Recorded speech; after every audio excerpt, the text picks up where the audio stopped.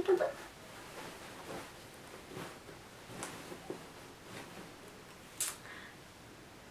Bonjour et bienvenue dans cette nouvelle vidéo. Aujourd'hui on va parler pal et on va parler automne puisque je vais vous présenter ma pal pour le Pumpkin Autumn Challenge. Donc si vous ne connaissez pas le Pumpkin Autumn Challenge, c'est un challenge créé par Guy Mosterier, je vous mets son Instagram quelque part. Et du coup c'est un challenge qui permet de lire des lectures d'automne. Ça se déroule sur 2 mois, si je me trompe pas, ça commence en septembre, ça finit fin octobre je crois. Et il y a plusieurs menus, plusieurs catégories avec des mots-clés et en fait chacun constitue du coup sa palle pour rentrer dans les catégories. Ça peut être tout ce qu'on veut, on peut mettre des romans, des graphiques, des films, des jeux vidéo, vraiment le choix est hyper libre pour permettre du coup à chacun de faire vraiment comme il le souhaite. Et donc du coup je vais vous présenter ma petite palle là. Donc je me munis de mon petit reading journal où j'ai du coup écrit mes catégories et mes prompts. Je vous mettrai aussi le lien de son compte avec, de son article de blog et tout ça où vous pourrez trouver du coup tous les menus avec tous les prompts etc. Parce que moi du coup j'ai fait, on peut choisir en fait différents menus. On peut choisir de faire soit les 4 menus au complet, donc dans chaque menu en fait, je sais pas si j'utilise les bons termes, je sais pas si c'est des menus ou des catégories, je crois que c'est des menus. Il y en a 4, il y a automne frissonnant, automne douceur de vivre, automne enchanteur et automne des mystères. Et en fait dans chacun il y a 4 sous-catégories. Et en fait, alors elle explique mieux dans son article, moi de ce que j'ai compris c'est qu'en fait on peut choisir soit de faire le menu complet en fait, le menu gourmand entre guillemets, où on va choisir du coup de faire les 4 catégories avec les 4 sous-catégories, donc de se lire un bon paquet de livres. Parce que je suis nulle en calcul, 4x4, voilà. 24, voilà. Donc on va choisir de lire un paquet de livres, où on peut aussi faire, soit choisir un menu et lire toutes les catégories de ce menu là. Donc par exemple si tu choisis automne frissonnant, tu vas lire les 4 catégories de automne frissonnant. Ou alors de choisir les 4 menus, mais de choisir une ou 2 ou 3 sous-catégories à l'intérieur. Moi j'ai choisi le menu, je sais plus comment il s'appelle, la façon de faire, mais en gros j'ai choisi de prendre sur chaque catégorie, chaque menu, et je vais souvent me tromper hein. Donc j'ai choisi de prendre dans chaque menu 2 sous-catégories pour du coup avoir 2 livres dans chaque sous-catégorie, 2 livres dans chaque menu. Ce qui me fait au total une 8aine de livres, sachant que pour certaines catégories, ça m'inspirait un petit peu plus en fait, les prompts pour certaines catégories m'inspiraient un peu plus, et donc du coup il y a des catégories où j'ai pas trop su me décider, j'avais des idées de livres etc. Donc du coup pour ces catégories là je les ai inscrites en fait dans mon bullet journal, j'ai inscrit les livres que je voudrais lire, et en fait sur le coup quand je saurai dans cette catégorie là que j'aurai envie de lire tel ou tel livre, en fait je piocherai en fait dedans et je validerai du coup le prompt dans lequel j'ai mis le livre là. J'ai pas envie de mettre trop de barrières d'un coup en fait, j'ai envie quand même de me laisser une certaine liberté, et puis si dans un menu je valide 4 sous-catégories, c'est pas grave tant que ça me fait plaisir de lire ces livres là. Donc voilà, donc on commence tout de suite avec la catégorie automne frissonnant. Je sais pas pourquoi j'ai... Automne frissonnant, donc le premier prompt que j'ai mis dans mon petit reading journal, c'est Double Toil and Trouble. Donc ça parle sorcière, théâtre, prophétie et tragédie dans les mots-clés. Et pour cela du coup j'ai choisi de mettre Winterwood de Ancho, alors je sais pas comment on prononce son prénom non plus, donc voilà, c'est un livre que j'ai acheté déjà l'année dernière et qu'en fait je voulais absolument lire, enfin pour moi c'est le genre de lecture qu'on lit en automne, donc je voulais absolument le lire en automne ou hiver, parce que lui il est un peu entre les deux. L'année dernière j'avais lu The Week Deep de la même autrice et j'avais beaucoup aimé, donc je me suis dit celui-là je le gardais forcément pour l'automne, donc là on parle d'une palle d'automne, donc forcément c'est le premier livre que j'ai placé dans ma liste. Donc Winterwood, bah, ça parle clairement, enfin il y a des histoires de sorcières, de bois hantés, de forêts, enfin de morts, etc. Je vous mettrai les liens des livres en dessous parce que franchement je suis trop nulle pour les résumés, j'ai pas envie de vous lire les résumés de tous les livres que j'ai pris. Mais voilà, ça parle de sorcières, etc. C'est une ambiance un petit peu, pour avoir lu The Wick Deep, je pense que c'est un peu dans la même ambiance, dans l'ambiance un petit peu dark, avec un peu des histoires de sorcières, des histoires de prophéties, de comment on appelle ça, bref j'ai oublié trop comment on dit, mais voilà, ça a l'air d'être une histoire un peu sorcière, un petit peu dans une ambiance un petit peu sombre, un petit peu spooky, dans une île, enfin je sais que pour The Wick Deep c'était dans une île, etc. C'était hyper automnal je trouve comme ambiance, donc là j'espère retrouver la même ambiance et bah franchement j'ai hâte de me plonger dedans. Voilà. Ensuite, le deuxième prompt que j'ai choisi, c'est le folklore de Chip and Dan, qui du coup a comme mot-clé créatures surnaturelles, fantastiques, obscures et fantasy. Clairement là en fait je pense que je pourrais faire passer toute ma palle étant donné que bah, la fantasy, créatures surnaturelles, trucs fantastiques et tout c'est ce que je lis le plus, donc c'est un peu compliqué.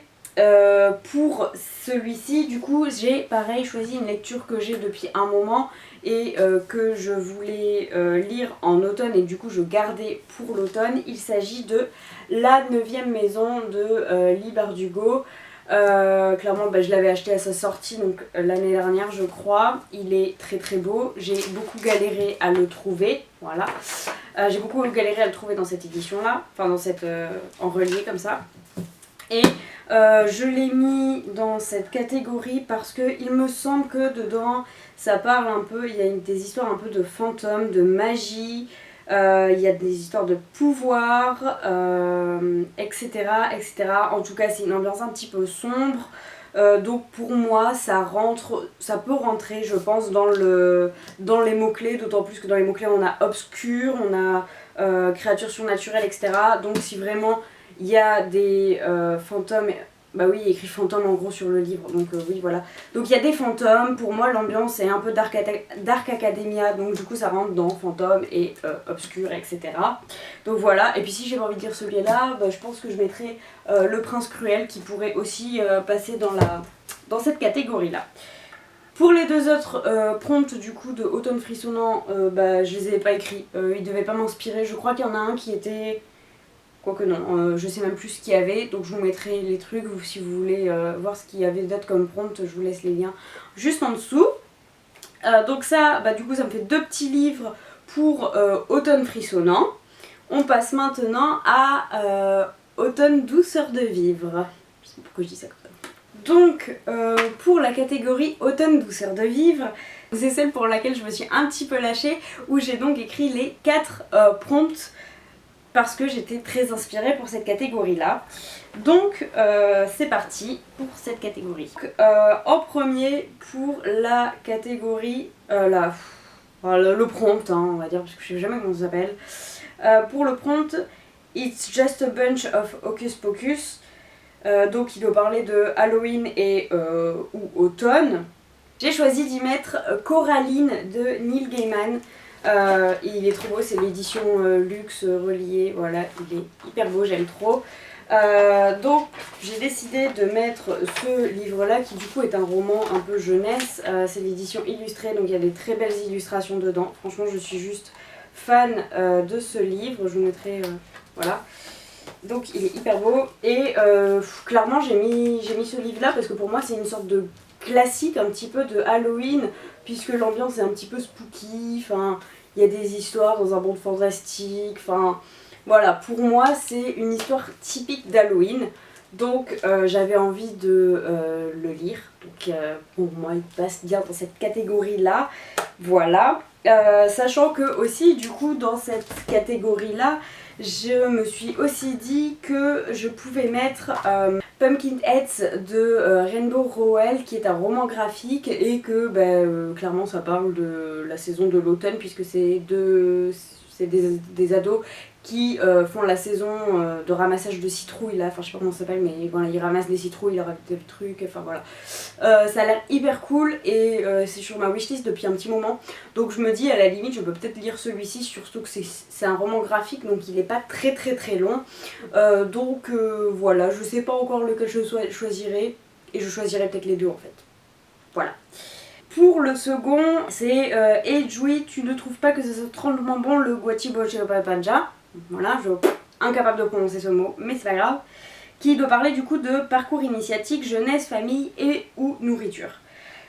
J'ai choisi d'y mettre Anne de Green Gables de Lucy Maud Montgomery, qui est du coup le premier tome de la saga Anne with an E qui a été adapté en série sur Netflix, qui est une très bonne série. Si jamais vous l'avez pas vue, vraiment foncez, il y a 3 saisons, c'est une pépite, elle est merveilleuse cette série, une des meilleures séries que j'ai regardées au monde.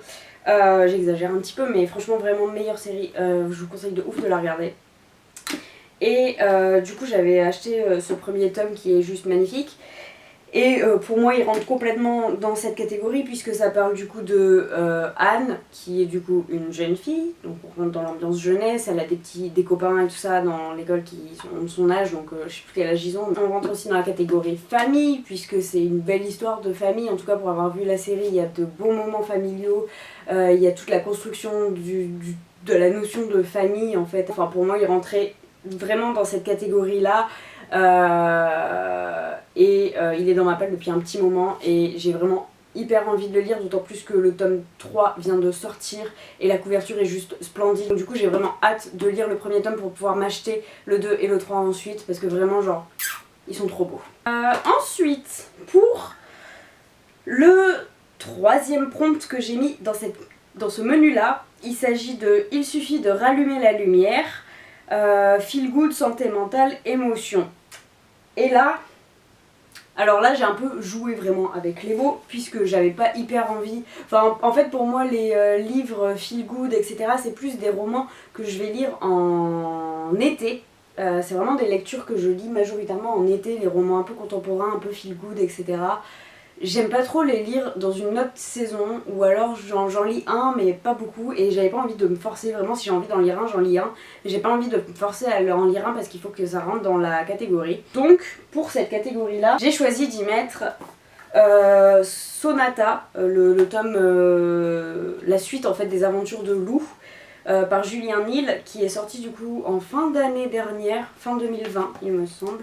Oui, puisque je l'ai eu à Noël et je l'ai toujours pas lu alors qu'il me tardait de ouf de le lire, donc je sais pas pourquoi je l'ai pas lu, je sais pas pourquoi je l'ai pas déjà lu, mais vraiment j'ai hyper hâte, il est trop beau. En plus forcément, cette couverture tout orangée et tout, c'est l'édition spéciale de la Fnac que je voulais absolument parce que la couverture orangée comme ça vraiment j'aime trop, elle fait trop penser à l'automne, vraiment genre meilleure couverture. Et du coup je l'ai mis dans cette catégorie là parce que pour moi c'est une saga feel good, c'est une saga qui rappelle des émotions etc. C'est une de mes sagas doudou puisque Lou ça a été une des premières BD que j'ai lues quand j'étais petite, quand j'ai eu l'âge, voilà, après avoir lu les Astérix, les Tintins et les Boule et Bill de mes parents.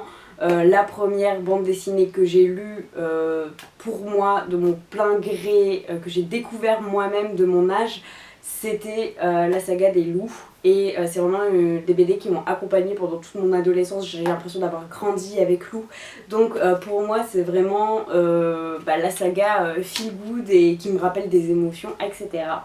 Donc c'est pour ça que je l'ai mise dans cette catégorie là et j'ai hyper hâte de la lire. Ensuite pour la catégorie J'ai un dragon et je n'hésiterai pas à faire feu. Donc les mots clés sont humour, illustré, anthropomorphisme et animaux. Là j'ai mis, je les ai pas sous la main puisque ce sera des livres que j'emprunterai soit à la médiathèque soit que je lirai sous format numérique. Mais du coup j'aimerais bien lire Bergère guerrière, je sais plus au combien de tomes je m'étais arrêtée, je crois que je m'étais arrêtée au tome 2 ou 3. puisque j'aime bien ces histoires des petites filles qui du coup montent sur des moutons et tout ça pour aller faire la guerre, etc. si je dis pas de bêtises. Et je me souviens que j'avais lu le tome 1 et j'avais pas mal apprécié. Du coup dedans on a forcément, il y a des petits trucs d'humour, il y a de vu que c'est une bande dessinée, c'est illustré, il y a des animaux, etc. J'aime beaucoup.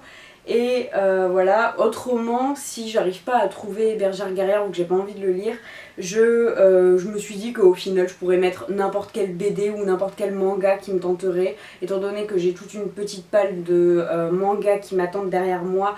Vraiment, je pense que ce sera pas un truc qui sera difficile à trouver.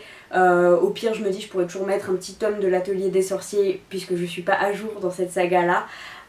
Donc voilà, vraiment le terme illustré là-dedans pour moi, c'est vraiment le truc où je vais pouvoir mettre tout et n'importe quoi. Et voilà. Donc voilà pour la catégorie le menu automne douceur de vivre. Comme vous voyez, c'est vraiment le menu où je me suis un petit peu lâchée, puisque du coup j'ai choisi quand même les 4 prompts qu'il y avait dedans au lieu d'en choisir juste 2. Donc voilà, mais après c'est... À mon avis c'est un prompt qui ira, des prompts et tout ça, des lectures qui iront assez vite, puisque du coup dedans j'ai déjà 2 graphiques, j'ai Coraline ou Pumpkinhead qui vont être des livres qui vont se lire assez rapidement je pense. Au final dedans j'ai juste un roman, donc clairement je pense que c'est une catégorie que je vais pouvoir valider même à elle toute seule, ce sera pas, voilà, facile, ça sera tranquille, voilà. Clairement je pense que c'est le menu du coup, le menu, je crois que c'est un menu, je sais plus le terme qu'elle utilise, il va falloir que je regarde. Mais c'est le menu que je préfère, je pense, dans ce Pumpkin Autumn Challenge. C'est celui en tout cas qui m'a le plus inspiré et où je suis sentie le plus à l'aise en faisant ma palle. Donc ensuite, pour le menu Automne Enchanteur, pareil, j'ai décidé de choisir que 2 sous-catégories. Puisque, je sais pas, elle m'inspirait un petit peu moins, je me souviens plus trop de ce qu'il y avait, mais je me souviens que c'est un des menus où en regardant les prompts, etc., j'étais un petit peu devant ma liste, devant ma palle. J'étais un petit peu, je sais pas, j'étais vraiment pas trop inspirée par les thèmes de ce menu là. Et si je me souviens bien, je regarde sur ce que j'avais mis l'année dernière, mais vraiment si je me souviens bien, l'année dernière c'était pareil. J'avais pas mis beaucoup de choses dans ce menu là. Donc vraiment c'est le menu je pense qui ne m'inspire pas du tout chaque année. Donc pour ce menu là, j'ai choisi le prompt Nom d'une dune, qui a pour mots-clés écologie, anticipation, SF, post-apocalyptique. Bon, clairement, post-apocalyptique, etc., c'est pas des trucs que j'ai hyper envie de lire. J'en lisais à une époque, mais là, avec tout ce qu'on vient de vivre cette dernière année, je pense que j'ai pas forcément envie d'en lire. Donc pour cette catégorie-là, j'ai choisi, pareil, j'ai mis plusieurs livres au cas où, je sais pas trop ce que j'aurais envie de lire, mais du coup, je me suis mis soit Illuminae de J. Christophe et Amy Kaufman. C'est un livre que j'ai dans ma palle depuis un bon bout de temps et en fait j'aime bien parce que il a une mise en page assez graphique et assez originale. Vous voyez, ça fait un peu des pages comme ça, etc. On a des pages noires, enfin il est assez original je trouve dans la mise en forme et pour avoir eu des retours notamment de Léa qui l'a lu. Elle fait je sais qu'elle a recommandé à plusieurs reprises, donc j'ai quand même un peu hâte de le lire et il rentre du coup dans la catégorie, dans le mot-clé science-fiction si je me trompe pas, c'est un truc de science-fiction par excellence. Donc soit Illuminae, qui me tente vachement, il est dans ma palle depuis un moment. Je me laisse au choix si j'ai envie.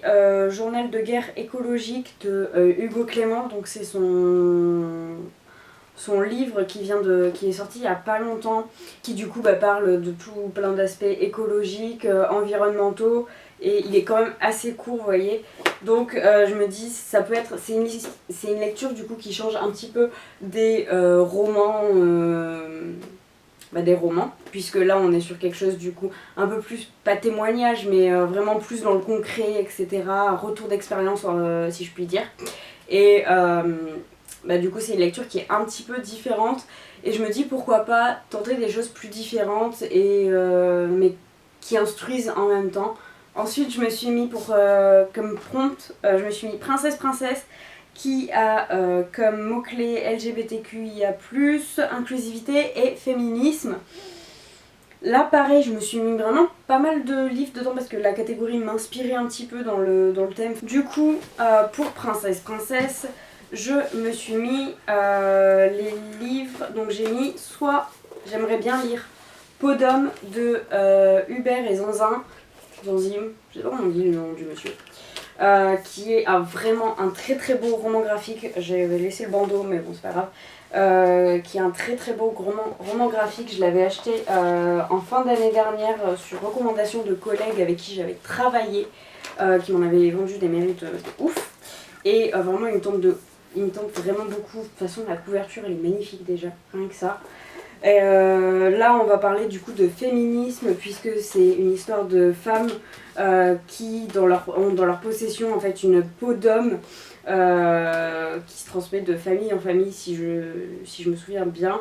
Et en fait une fois que la peau est revêtue, personne ne peut se douter que ce n'est pas un homme qui est dessous et du coup ça permet de voyager incognito dans le monde des hommes.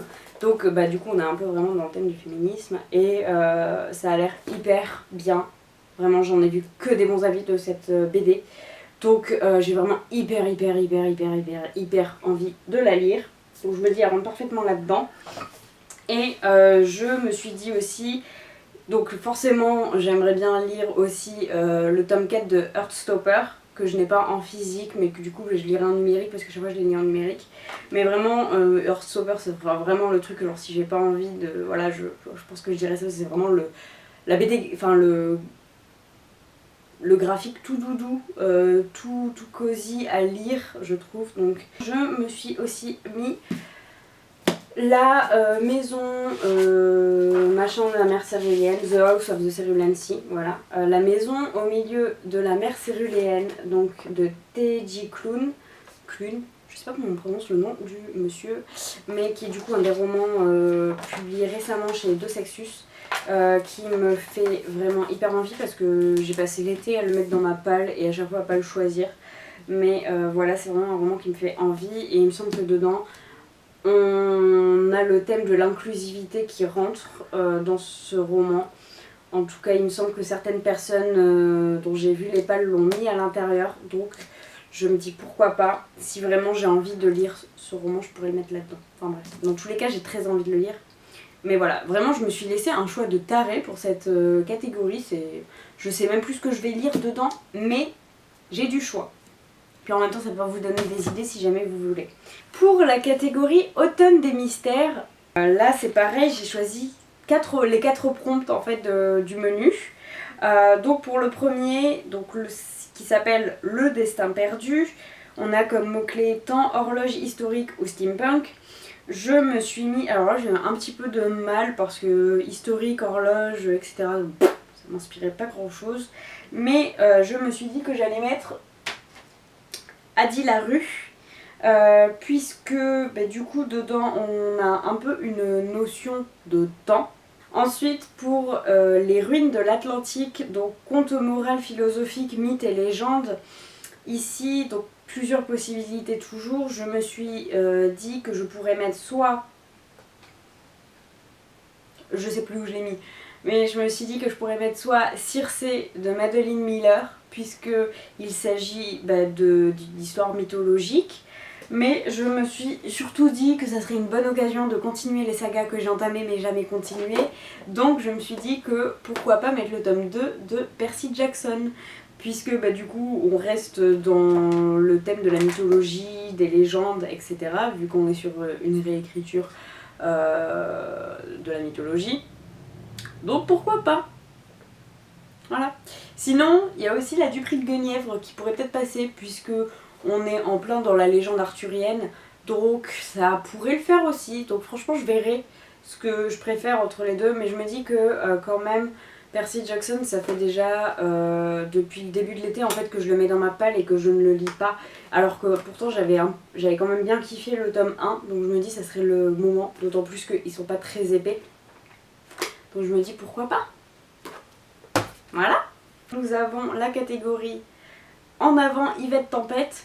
J'ai pas la ref non plus, hein, mais En avant Yvette Tempête qui comporte les mots-clés aventure, artefact, voyage. Et pour celui-ci, j'ai mis donc le tome 1 de La Passe Miroir. Et là c'est pareil, je suis vraiment pas sûre de le lire puisque ça fait 2 ans que je le mets dans ma palle et que je le lis pas parce que je vais vous confier un truc, mais j'ai énormément peur d'être déçue de La Passe Miroir en fait. Il y a tellement de gens qui kiffent cette saga et qui la mettent sur un piédestal que vraiment j'ai peur d'être hyper déçue. Vous voyez, c'est un petit peu comme Grisha où vraiment tout le monde met cette saga sur un piédestal et où je l'ai lu et où genre j'ai été hyper déçue. Donc j'ai un peu peur que ça fasse pareil avec La Passe Miroir. Donc du coup c'est pour ça que j'ai un peu peur de la lire. Mais je me dis, ça serait peut-être l'occasion de la lire. Et puis j'avoue que j'avais pas trop d'idées. Vraiment c'est la catégorie que je me mets un peu entre parenthèses en fait parce que vraiment je suis pas sûre de lire ce livre là. Et ensuite pour le dernier prompt de tous les menus, qui est donc cabinet de curiosité avec pour mots-clés art, musée, science, singularité, étrangeté.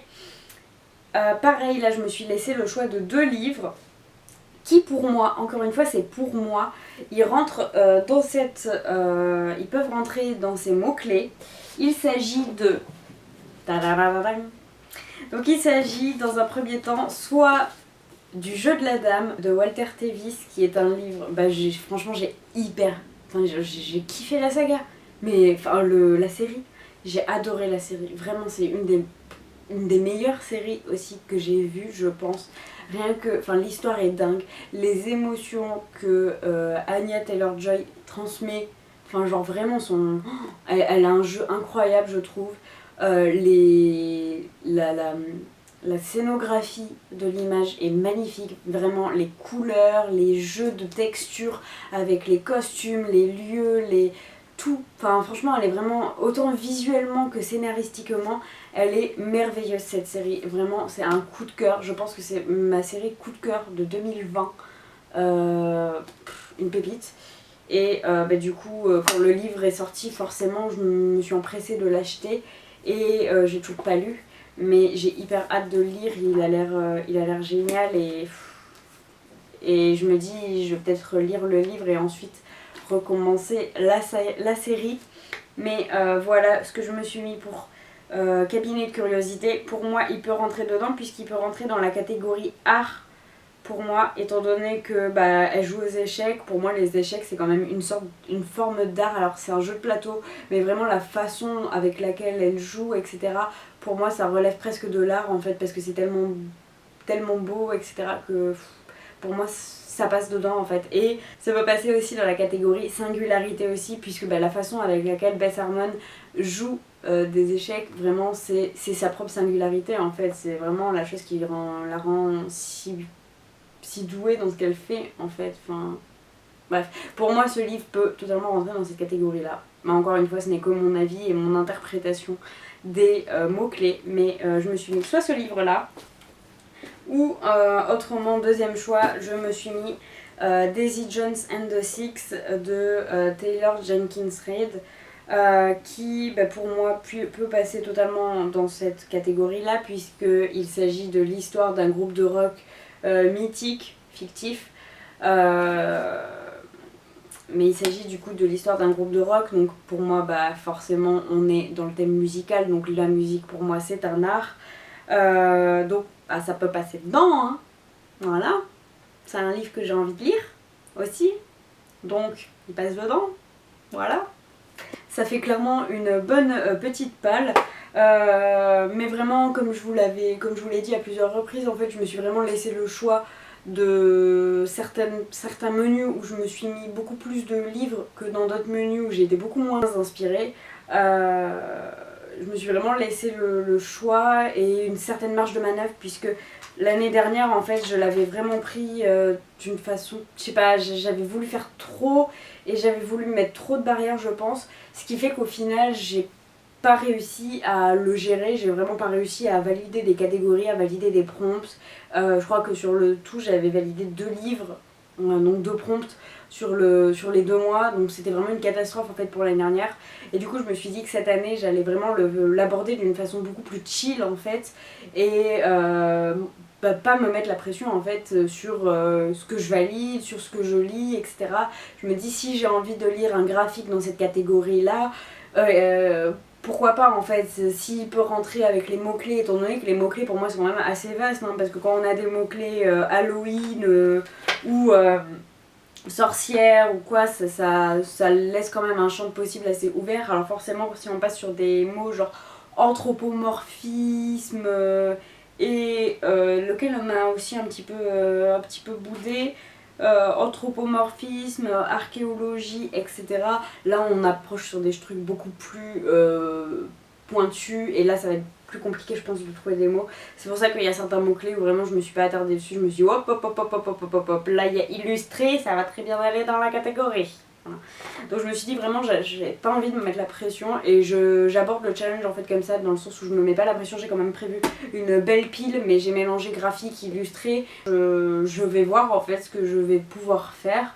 Donc ma caméra a décidé de couper, je ne sais pas pourquoi, donc je sais même plus ce que je disais. Mais bah, du coup c'est aussi pour moi une façon, je vous l'avais peut-être remarqué, mais tous les livres que je vous ai présentés sont des livres que je possède déjà physiquement et qui du coup bah, sont déjà dans ma palle pour certains depuis un petit moment.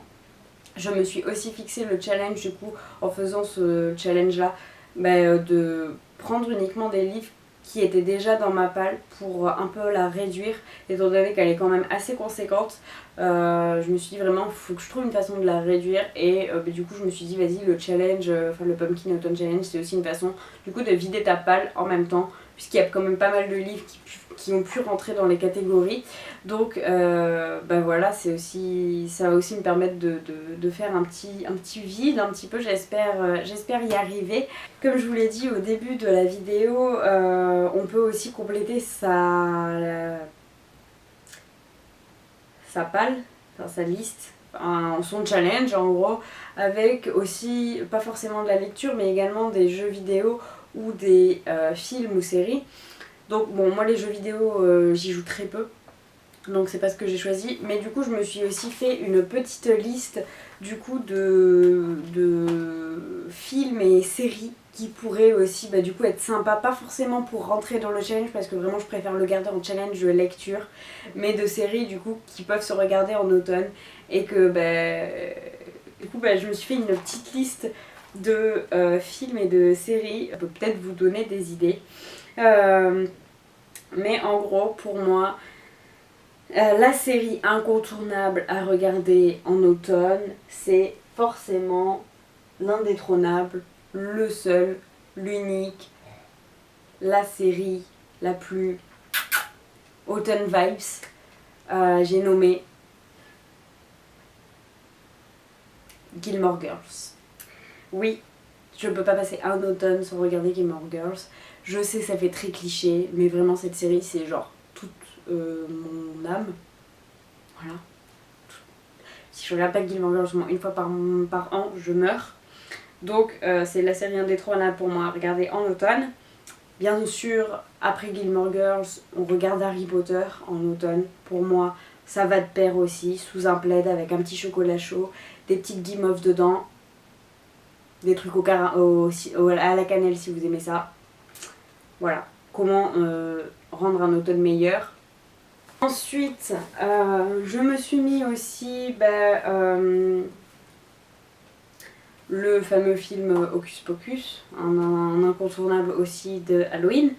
Et ensuite, en termes aussi de séries, je me suis dit la série sur Netflix Chilling Adventures of Sabrina, les nouvelles aventures de Sabrina pour les francophones. Les nouvelles aventures de Sabrina, ça peut être aussi une série assez sympa à regarder en automne. Pour moi, je me suis arrêtée à la saison 3, je crois. 2 Il me manque une saison je crois à regarder, je sais plus combien il y en a.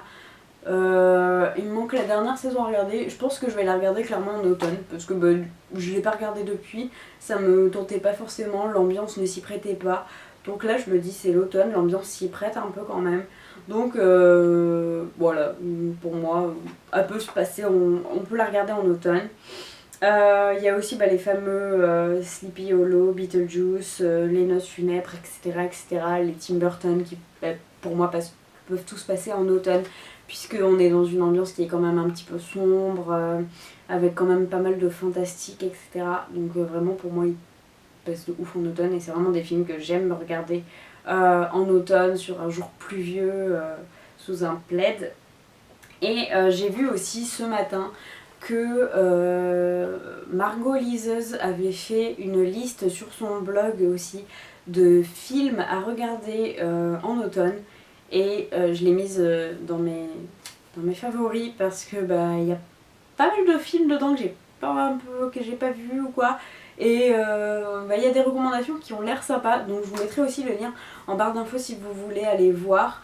Donc voilà, mais pour moi du coup ça peut être aussi une petite idée sympa de se faire une petite watchlist de films à regarder en automne, et pourquoi pas du coup si jamais vous n'avez pas le temps de mettre des livres ou quoi, ou pas envie de faire que lire dans votre Pumpkin Autumn Challenge, de compléter avec des séries, des livres ou même des épisodes de séries si vous voulez pousser le truc un petit peu plus loin, genre piocher dans les épisodes style je sais pas, genre bon forcément Gilmore Girls, vous allez avoir de quoi faire, mais je sais pas, genre si une de vos séries préf c'est genre Gossip Girl, mais genre vous pouvez prendre les épisodes à chaque fois qui se passent en automne dans chaque saison, vu que c'est généralement les saisons sont sur un an. Dans chaque saison, prendre l'épisode qui se déroule le plus en automne et regarder en fait ces épisodes là. Dans chaque série généralement c'est possible de le faire, et je trouve que c'est une super bonne idée de faire juste les épisodes d'automne de vos séries préférées. Ça peut être une super bonne idée aussi pour rendre une ambiance un peu plus automne ou pour compléter vos challenges. Voilà, c'est tout pour moi. Sur ce, j'espère que cette vidéo vous aura plu, j'espère que ça vous aura donné des idées pour vos propres pales si elles ne sont pas déjà constituées, ou si vous galériez avec une catégorie. J'espère que ça vous aura donné des idées, que ça vous aura donné envie, pourquoi pas, de participer. Mais merci d'avoir regardé jusqu'à la fin. Et je vous laisse en commentaire me dire si jamais vous participez au Pumpkin Autumn Challenge aussi, et si vous avez fait votre pal et tout, enfin si on a des livres en commun, vraiment n'hésitez pas, même si on a des livres en commun à proposer, une lecture commune ou quoi, on pourra toujours essayer de s'organiser un truc ou quoi, enfin ça peut être grave sympa. Donc voilà, je vous laisse me dire plein de trucs en commentaire, hein. Sur ce, n'hésitez pas à liker, partager, commenter, etc. Et puis lisez bien, passez un bel automne. On se retrouve vite parce que l'automne c'est bonne journée, bonne lecture, bon automne. À bientôt. Ah mais je suis con, j'ai oublié d'allumer mes trucs moi depuis tout à l'heure. Aventure, artefact, comment on dit ce mot? Ça peut passer aussi dans la catégorie, la catégorie ou que j'aime regarder en automne. Là tout le monde va revenir, le fameux Gilmore Girls. On s'appelle là, la série avec les riches. Gossip Girl. J'aime beaucoup trop ce coussin. Il est beaucoup trop mignon, regardez, c'est un petit camion de citrouille.